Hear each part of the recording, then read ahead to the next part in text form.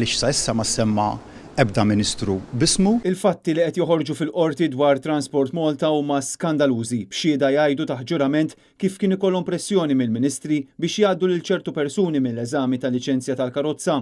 Wieħed mill-eżaminaturi tas-sewqan iddeskriva kif direttur ta' Transport Malta kien jgħidlu biex jgħin lil ċertu kandidati jgħaddu mit-testijiet tas-sewqan tagħhom għax kienu tal-Ministru u kien hemm mumenti fejn kien jiġi medded bit-tkeċċija mill-impjieg jekk ma joqgħodx ma dak illi jgħidlu.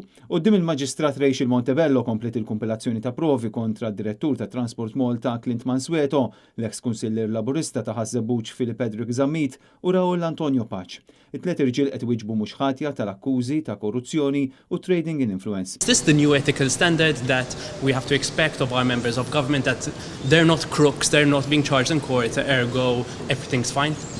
Ivan, allura inti qed tippretendi illi fuq dak li jista' qed jingħad fil-qorti li qed jingħad fil-qorti jien għandi nieħu deċiżjoni kontra Ministru li s'issa ma semmix.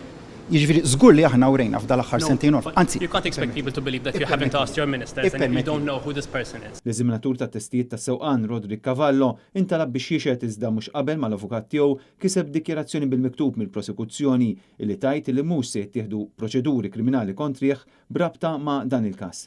Cavallo qal l-qorti li kien ilu eżaminatur fi Transport Malta għal aktar minn 5 snin sa mill-2017 huwa indika lil Mansueto li kien li mallem dirett tiegħu iżda qal li jaraf ukoll l-itnejn l-oħra.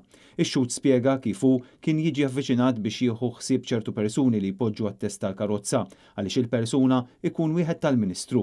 L-istruzzjonijiet ikunu verbali jew miktuba fuq id-dokumenti għal ix-xhud filwaqt li spjega li jekk il-ħin tat-test kien indikat fuq id-dokumenti tat-test huwa kellu jiżgura lil kandidat jgħaddi. Huwa spjega li filgħodu kien jingħata pakkett ta' dokumenti lill-eżaminatur u jekk ikun imniżżel ħin kien ifisser li dawn kienu tal-Ministru għal ix-xhud. Kont taħt pressjoni, spjega Roderick Cavallo, fil-waqt li fisser ukoll kif uħud mill-kandidati ma kinux jafu lanqas jaqraw. F'każ partikolari, Mansueto kien qallu jekk ma tgħaddix lil dan il-ġuvni intri twieġeb lill-Ministru. Fit-tmiem is-seduta l-Maġistrat Rachel Montebello ddeċidiet li kien hemm biżżejjed provi biex l-akkużati kollha jitqiegħdu taħt attakkuża u ddiferiet il-każ għal Novembru.